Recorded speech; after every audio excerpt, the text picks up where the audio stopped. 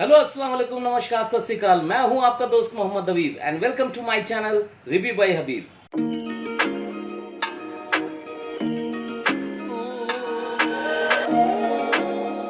दोस्तों मैं हाजिर हूं आपके सामने उस ड्रामे का रिव्यू लेकर जिसे आप बहुत पसंद कर रहे हैं, जिसे मैं भी बहुत पसंद कर रहा हूं और जो सबके दिलों पे राज कर रहा है। दोनों के एक्टर बहुत कमाल के हैं और दोनों ने इतना अच्छा से उसमें परफॉर्म किया है कि ऑडियंस का इंटरेस्ट बंधा हुआ है और स्क्रीन प्ले डायरेक्शन सब अच्छा है। तो इस ड्रामे का नाम है बंस रोड के रोमियो जूलियट। जी हाँ दोस्तों, बंस रोड के रोमियो जूलियट इसका 19वां और 20वां एपिसोड आया है जिसका रिव्यू लेकर के मैं आपके सामने हाजिर हूँ। आज आइए हम लोग इसकी स्टोरी को अनफोल्ड करते हैं और सीन बाय सीन एनालाइज करते हैं। तो दोस्तों 19वां एपिसोड जब शुरू होता है तो शगो फूफू आ पहुंची हैं फरिया के पास में, उसकी कॉलोनी में, और कॉलोनी में मिल रही हैं फरिया से। साथ में कजिन बिलाल है और जारा भी है, तीनों बैठे हैं। शगो फूफू कहती है कि फरिया, मेरा दिल चाहता है कि मैं तुम्हें अपनी बाहों में ले करके यहाँ से चली जाऊँ। और वो एक ये सीन काफ़ी इमोशनल और खुशियों से भरा हुआ सीन था कि कई दिनों के बाद शगो फूफू की मुलाकात फरिया के साथ होती है। तो फरिया कहती है कि क्या मैं अब आपकी शादी में आ पाऊँगी? तो शगो फूफू कहती है कि देखो अब यूसुफ भाई और भाभी बहुत नाराज़ हैं और शाकिब की बात तो तुम जानती हो, वो तो मेरी शादी में अटेंड करने के लिए रहना नहीं चाहता, वो काफ़ी गुस्सा है हम लोगों के रिलेशनशिप से, तो तुम्हें तो वो माफ़ करेगा ही नहीं। एनीवे इस तरह की बात वो कहती है। तो इसी बीच कज़िन जो है बिलाल वो कहता है कि आप लोग कोई और जगह क्यों नहीं ले लेते। तो उसके इस सीन से समझ में आता है कि वो कहीं ना कहीं फील कर रहा है कि यार ये हमारी बहन कहाँ पे आके किस कॉलोनी में रह रही है, ये नोटिफाइड एरिया है, इस तरह की मोहल्ले में कभी रहने की आदत नहीं, क्योंकि वो तो बचपन से पली बड़ी है बंगलों में। तो वहाँ पे फुप्पू उसको आँख दिखाती है, थोड़ा डांटती है और फिर ज़ारा इकरा को यानी कि फरिया को हिम्मत देती है कि तुम हिम्मत मत हारना, हमें हमेशा याद रखना। तो इस तरह की बातें होने के बाद शगो फुप्पू कुछ रुपए फरिया को देती हैं। तो वो मना करती है, काफ़ी मना करने के बाद वो पैसे लेने पे राज़ी हो जाती है। और उसके बाद इनके जाने के बाद में फरिया को शब बारात में बिताए हुए अपनी फैमिली के साथ वो पल याद आते हैं जब वो लोग पटाखे फोड़ते हैं अपनी फैमिली के साथ और खुशियाँ मनाते हैं। तो एनीवे ये सीन चलता है। तो दोस्तों इसके बाद फरिया फरहाद के पास पहुंचती है, जो फरहाद घर में अंदर में बैठा है अकेले में। वो शगो फुप्पू और बिलाल और ज़ारा से मिलने नहीं आता है, लेकिन उनकी बातें छुप छुप के सुनता है। और फरहाद वहाँ पे एक टिपिकल बॉलीवुड में इस तरह की कई फिल्में दिखाई जा चुकी हैं, वहाँ पे टिपिकल ये करता है कि तुम्हें पैसे क्यों लिए और नहीं लेना चाहिए था, ये लोग जो मिलने आए थे हमसे मिलने नहीं आए थे, ये हमारे गरीबी का मजाक उड़ाने आए थे। इस तरह की हज़ारों फिल्में आ चुकी है। कुछ ट्रैक अलग होना चाहिए था, इस तरह का कुछ नया ट्रैक नहीं था और ये ज़बरदस्ती का वहाँ से ट्रैक को खींचा गया है और बढ़ाने की कोशिश की है कि इनके बीच इसी बातों को लेकर के क्लैश शुरू होंगे। तो ये छोटे छोटे क्लैश बनते जा रहे हैं, जिस बात को इकरा यानी कि फरिया भी कहती भी है कि देखो जो तुम्हारे और मेरे बीच में जो रिलेशनशिप में फ्रस्ट्रेशन तुम जमा कर रहे हो, ये फूट करके हमारे रिलेशनशिप पे आएगा और आ भी रहा है। तो ये बात वो कहती भी है और वो गुस्सा भी हो जाता है इन बातों को लेकर के फरहाद कि तुम्हारी वजह से मुझे और मैं ऑफिस में मुझे बॉस से इतना गुड़की खाना पड़ रहा है, मैनेजर जो है वो आकर के हमें परेशान करता है, मैं कुछ बोल नहीं पाता हूँ, फंस गया हूँ। तो वो फिर वहाँ से पकड़ लेती है बात को कि फंस गए हो मेरी वजह से, चाहो मैं ये करती हूँ। एनीवे ये दोनों के बीच कपल को छोटी छोटी बातों से लड़ाई झगड़ा दिखाना शुरू किया गया है। ये जाहिर है, देखिए जो जैसे होता है ना किसी बीमारी का सिम्टम्स नज़र आता है कि फीवर आने से पहले थोड़ी सी ठंड लगेगी, तो उसी तरह का ये इस कहानी का सिम्टम्स ऐसा है कि ये आने वाले टाइम में लड़ेंगे, फिर सब अपनी अपनी फैमिली में जाएंगे, उसकी फैमिली वही बोलेगी कि हम लोग बोलते थे ना कि लव मैरिज नहीं करना चाहिए था। ये होने वाला है स्टोरी में, ये दिख रहा है। लेकिन अब यही देखना है कि ये प्रेजेंटेशन कितना बेहतर होता है, ये हमें कितना ग्रिप करके रखता है, ऑडियंस को ग्रिप कितना करके रखता है, ये आने वाले एपिसोड के सीन में पता चलेगा, ये आने वाले एपिसोड में पता चलेगा। तो दोस्तों हम लोग आते हैं अगले पॉइंट पे। तो दोस्तों अगले पॉइंट पे ये होता है कि सगीर साहब यानी कि फरहाद के वालिद, माफ़ कीजिएगा अगर मैं नाम उनका गलत ले रहा हूँ, तो सगीर साहब जो हैं वो उनके अपने घर पे आते हैं, बहुत उदास से हैं क्योंकि उनकी कॉलोनी में वो बेटे के साथ बहस हो चुकी थी। इससे पहले वाले एपिसोड में आपने देखा। यहाँ आते हैं और अपनी वाइफ शमीम से कहते हैं कि बेटा होने के बावजूद मैं अकेला हूँ, मैं और ये जो करीम पकवान है इसको संभालने वाला कोई नहीं है, और बेटा छोटी सी नौकरी कर रहा है, वो फ्रस्ट्रेशन में है, और बोलते हैं उससे बेहतर है कि मैं अपने सारी चीज़ें जायदाद वगैरह सब अपने दामाद के नाम कर देता हूँ, शाहजहान के नाम पे। तो आज ही जाता हूँ, उससे माफ़ी भी मांगता हूँ जो पिछली बार उसके घर पे वो घर को ऐसे ही छोड़ के चला गया था। तो वो ये बात कह के अपनी वाइफ को वो शाहजहान के पास पहुँचते हैं। तो दोस्तों अगले सीन में होता यह है कि हामिद भाई और शगु फूफू मिलते हैं और दोनों बात करते हैं। वहाँ पे हामिद भाई कहते हैं कि तुमको क्या लगता है कि फरिया को शादी में आना चाहिए? वो बोलती है मेरा दिल तो करता है लेकिन दिमाग कहता है कि नहीं, मतलब नहीं बुला सकते हैं। तो वहाँ हामिद भाई कहते हैं कि देखो बड़ी अजीब सी बात है कि भतीजी शादी में आना चाहती है लेकिन उसके लिए दरवाजे बंद हैं, वहीं भतीजा शादी अटेंड नहीं करना चाहता है लेकिन उसकी मिन्नतें की जा रही है। बात तो सही है, यहाँ पे ये पॉइंट तो वैलिड था उसका। लेकिन दोस्तों मैं एक बात ज़रूर कहना चाहूँगा इस बीच कि ये शगु पप्पू और हामिद भाई का जब भी सीन चलता है एक नया स्पार्क लेके आता है। कमाल का सीन होता है क्योंकि देखिए ये एक टिपिकल जो ड्रामा चलता है, या उर्दू ड्रामा हो या पाकिस्तानी ड्रामा, उसमें ये दोनों कपल या इस तरह की बेस्ड स्टोरी जो लेके आए हैं गुजराती एक्सेंट में, तो वो थोड़ा सा अलग फ्लेवर देती है। तो इनके जो भी सीन होते हैं वो बहुत ही कमाल के होते हैं। एक तो उनका एक्सेंट बहुत कमाल का है। तो दोस्तों दूसरे दिन जब सवेरा होता है तो फरीहा फरहाद दोनों मिलते हैं, बातें करते हैं, दोनों को अपनी गलती का एहसास होता है, एक दूसरे को सॉरी बोलते हैं। वहाँ पे वो फरहाद बताता है कि मुझे ऑफिस में काफ़ी टेंशन होती है, और तो फरीहा कहती है कि भाई तुम ऑफिस की बातें मुझे शेयर किया करो कि तुम्हें क्या प्रॉब्लम है, तो इससे कहीं ना कहीं ये जो तकलीफ़ है वो हल्का होगा। तो वो बोलता नहीं मैं तुम्हें और टेंशन देना नहीं चाहता, बोल करके वो ऑफिस चला जाता है। और फिर अगले सीन में शाकिब जो है वो अपना लगेज लेकर के अपनी वाइफ के साथ घर छोड़कर जा रहा है। वहाँ पे शगु पप्पू उसको रोकने की कोशिश करती हैं और कि भाई रुको, लेकिन वो चार बात उसकी वाइफ सुना करके चली जाती है फाइनली। अब आते हैं अगले पॉइंट पे कि इकरा यानी कि फरीहा के घर पर नॉक होता है, दरवाज़ा खोलती है तो सामने में छन्नो आंटी खड़ी हैं। छन्नो आंटी आई हैं तो वो उसको काफ़ी गौर से देखती है फरीहा कि ये क्यों आ गई घर पे। तो छन्नो अंदर घुसती है और बोलती है कि नहीं जो हुआ उसको भूल जाओ। सॉरी वॉरी बोलने के बाद छन्नो आंटी अपने रंग में आ जाती है कि भाई इस बार जो है ना तो तुम्हारी जिम्मेदारी है कि सोसाइटी से हज़ार रुपये तुम वसूलोगी। बोला मैं क्यों? तो वो बोलती है कि भाई तेरा ही तो आइडिया था कि 24 घंटे पानी आना चाहिए, बिजली रहना चाहिए। जब ये सारी सहूलियतें होंगी तो पैसा तो देना ही पड़ेगा। तो वो उसके पर एक जिम्मेदारी एक लाद करके चली जाती है। यहाँ फरिया कहीं ना कहीं उनको विदा करने के बाद एक टेंस में है।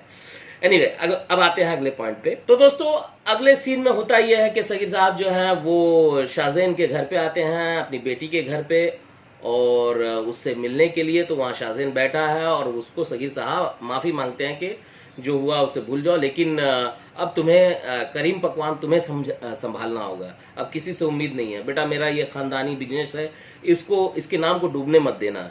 तो वो बोल करके वो बोलता है यार मेरी तो मतलब नौकरी है बैंक की, और मैं कैसे सब चीज़ कर सकता हूँ। तो फिर उसको समझाते, बोले नहीं मैं सारे पेपर रेडी करता हूँ। तो बोलता हाँ पेपर रेडी कर दीजिए आप।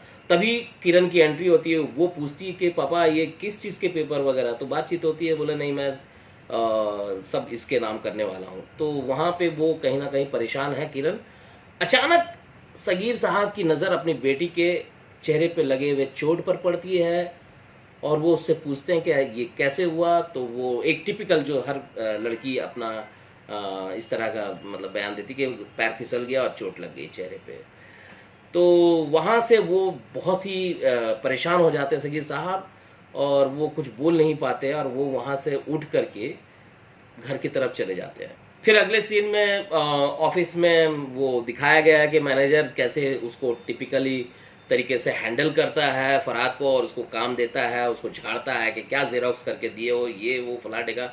वो उसको सबक सिखाने की बात करता है, तो उसका दोस्त समझाता है कि देख तेरी शादी हो रखी है, तो अभी जॉब छोड़ेगा तो करेगा क्या, कैसे फैमिली हैंडल करेगा। यहाँ फरहाद जो है कमज़ोर पड़ जाता है और वो वापस से चुप होकर के वहाँ पे खड़ा हो जाता है, चूँकि अब उसको जॉब को कंटिन्यू करना है।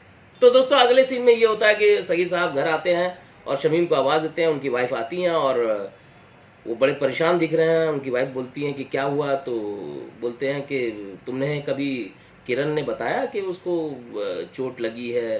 बोले नहीं, मुझे कभी इस तरह का जिक्र नहीं किया। बोला नहीं, बदन उदन में कभी कोई चोट किरण ने अपनी माँ को कुछ नहीं बताया।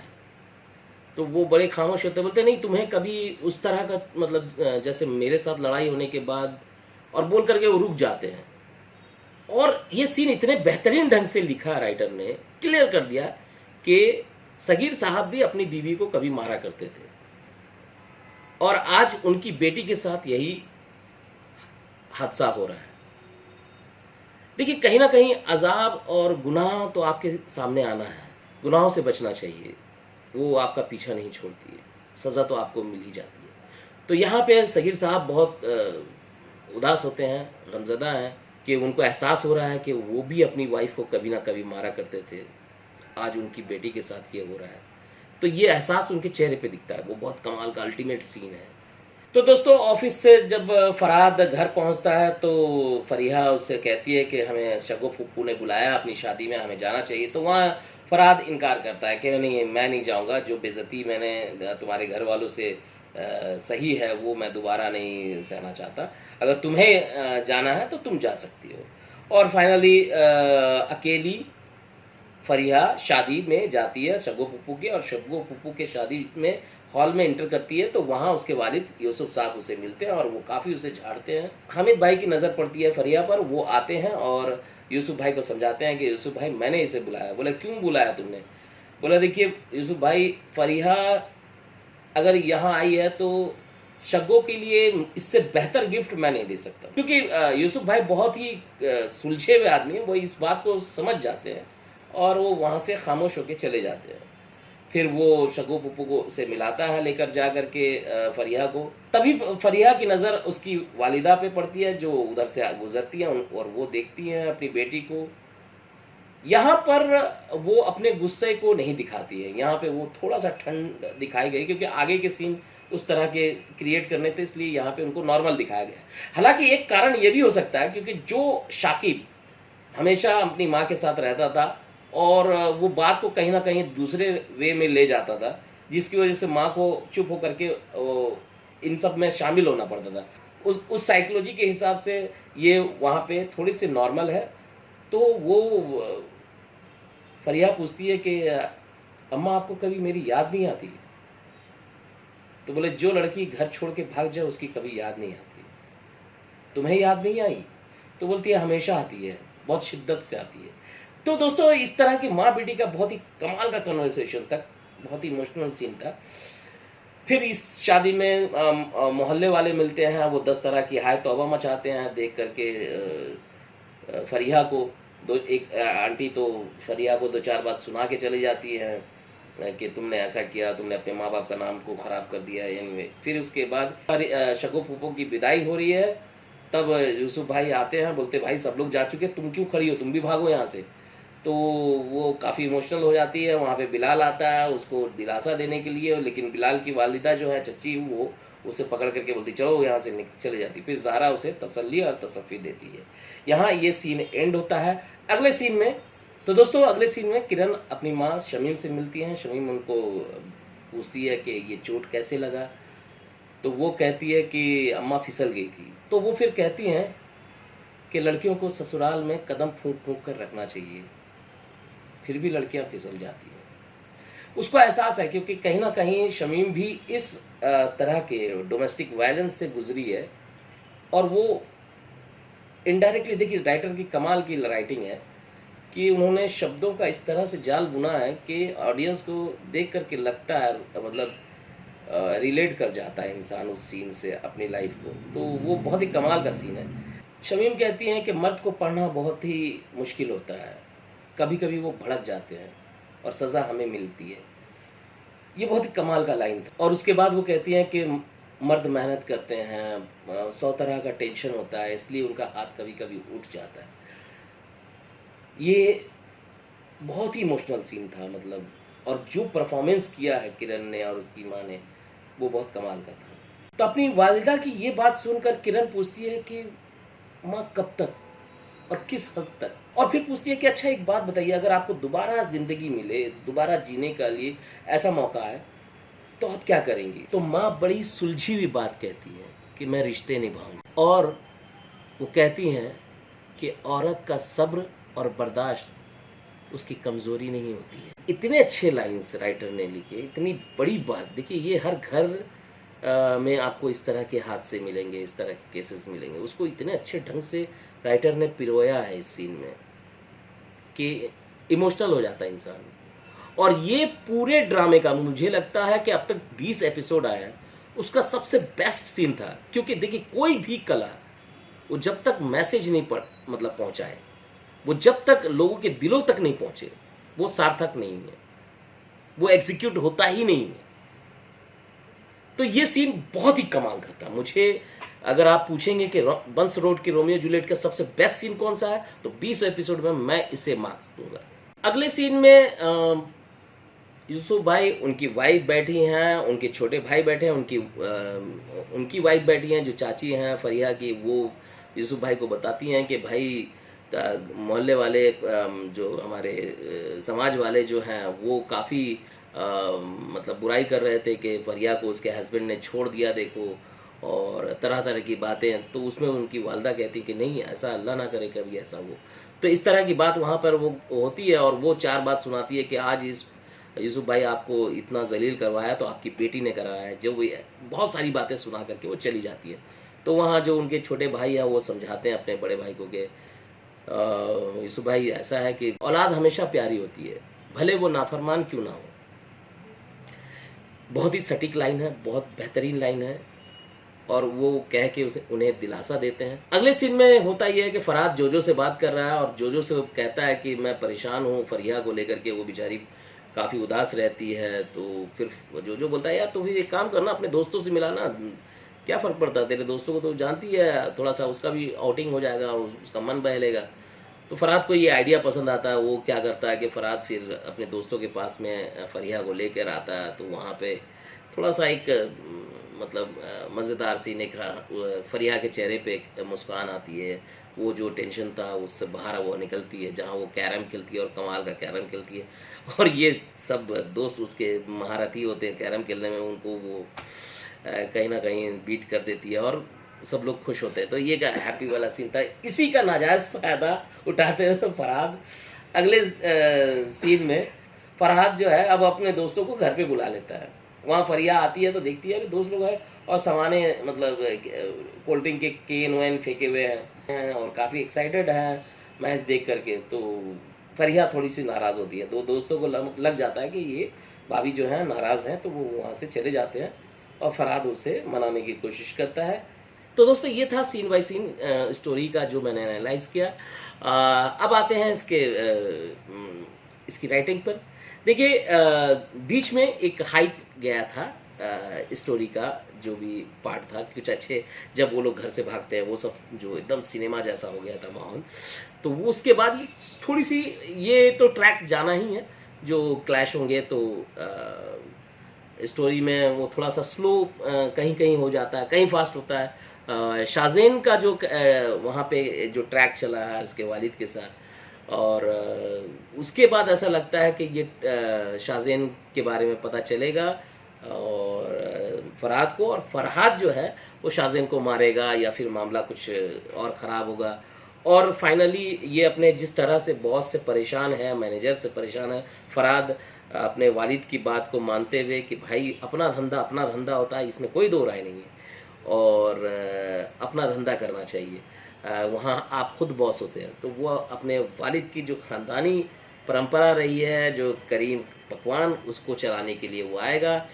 इस तरह की कहानी होगी और दोनों में शायद क्लैश होंगे, दोनों अपने अपने घर लौटेंगे रोते धोते, फिर वही लोग कहेंगे कि हम लोग बोलते थे कि ऐसा होगा। तो कहानी ये होने वाली है। एनीवे अभी ओवरऑल ठीक-ठाक जा रही है, अच्छी जा रही है।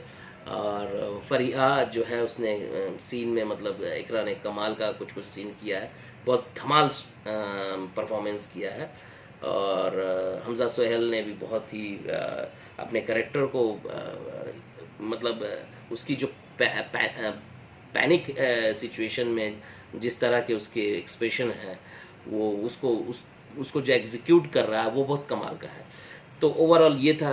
सगीर साहब जो हैं वो बहुत ही कमाल हैं, यूसुफ भाई बहुत बेहतरीन किया है, हामिद भाई शगो फुप्पू आउटस्टैंडिंग हैं, और सभी लोग शमीम और इधर जो छन्नो आंटी, तो सभी लोगों ने बहुत ही बेहतरीन परफॉर्मेंस दिया है।